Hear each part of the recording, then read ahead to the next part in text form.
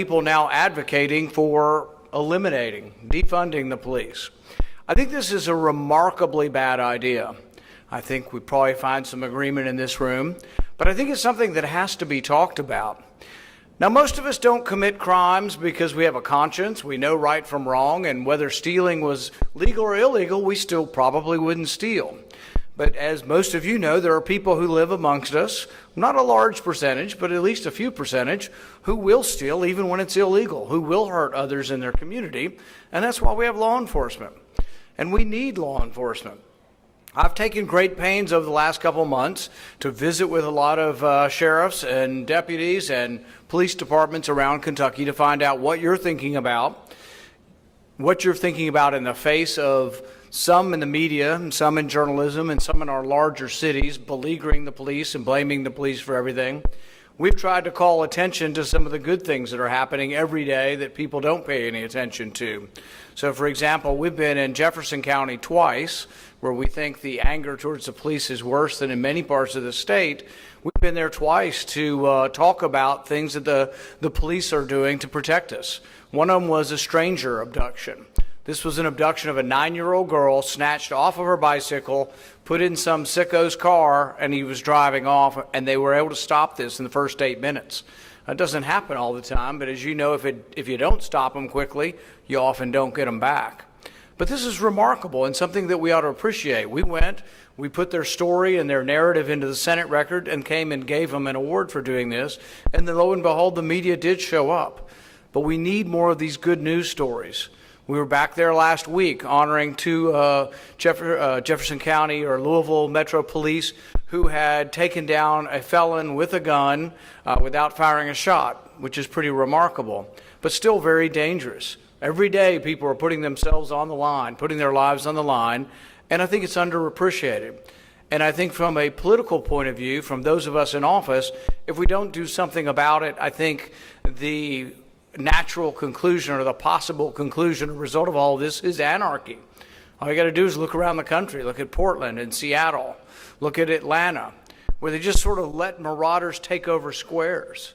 You want to see one of the saddest things was this little girl, Secoria Turner, who was shot in Atlanta by thugs who took over the Wendy's. You remember there was an altercation with a taser between a policeman and this and that, and people can figure that out. But the thing is, you can't just let the whole Wendy's and the whole zone become a lawless area where people are intense with guns and knives, etc.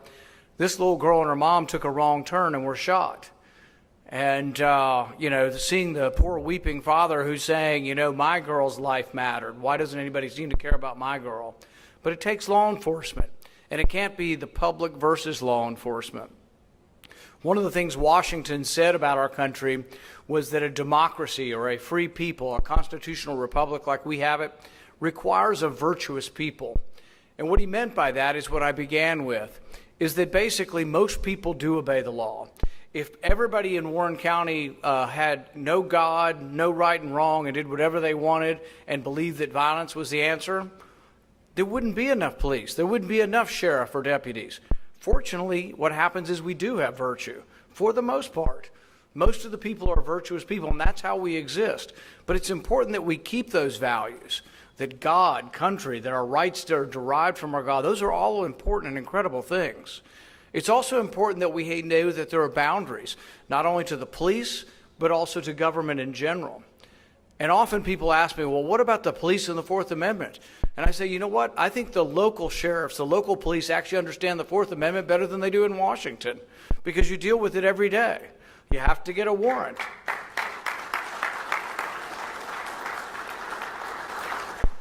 I think if we don't appreciate what we have, we can lose it. The idea that all armed law enforcement can be replaced with social workers is insane.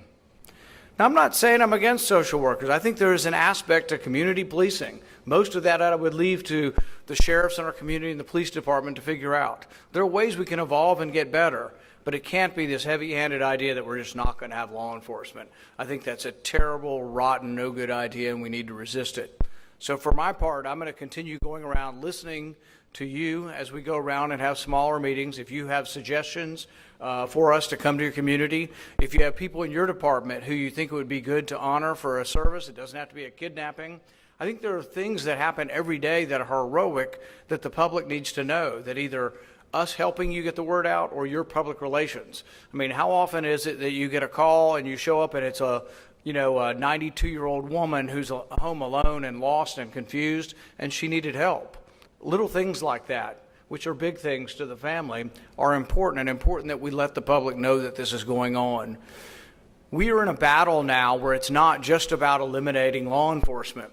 It's about people actually advocating for a whole new transformation of society. I'll give you an idea. My wife and I were attacked by a mob in Washington. It's 1 o'clock in the morning. President Trump, never known for short speeches, went on till about 12:30. We leave the White House. We were going to walk across the street, and we couldn't get across the street because there was a mob really just pummeling people and knocking them to the ground, and the Secret Service says, go that way and get on a bus. So we did. People think that I ran right into that crowd. No, we went the other way. We got on a bus. We went 10 blocks around the melee, but I still had to come back to that general location. It was my hotel was there. So we got in an Uber. We drive back, and there was a barricade. It was an official barricade, but they wouldn't listen to reason. We said, we just want to go 2 more blocks.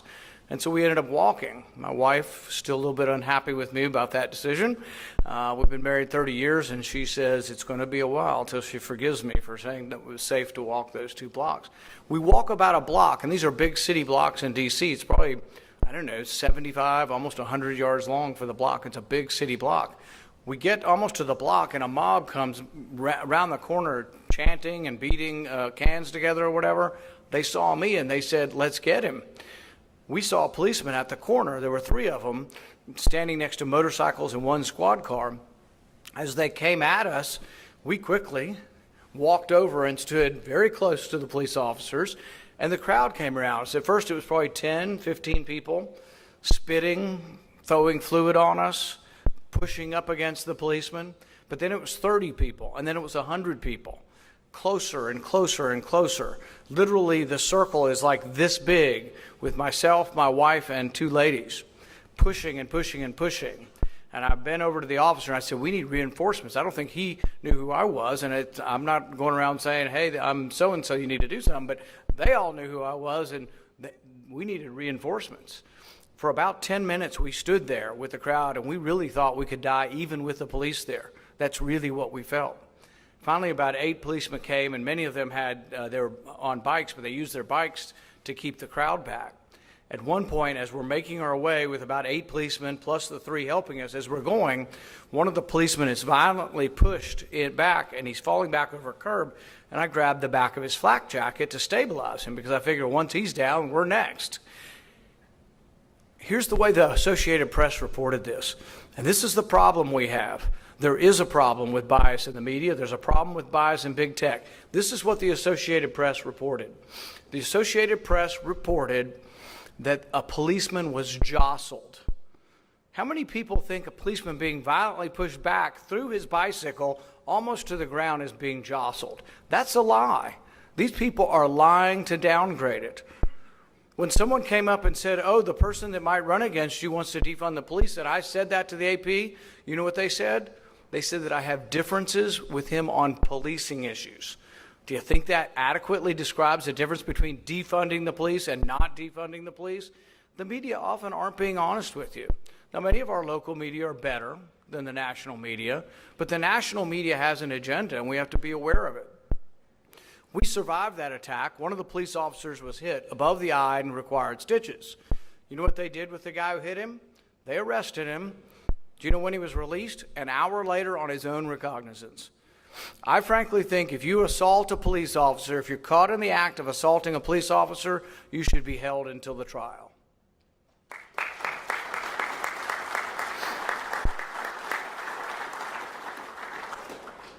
So when we read the newspaper the next day, the head of Black Lives Matter in Louisville said that she could tell that we were frightened. The video was everywhere. It was all over the internet. She said she could tell that we were frightened, but that's the way that we should live.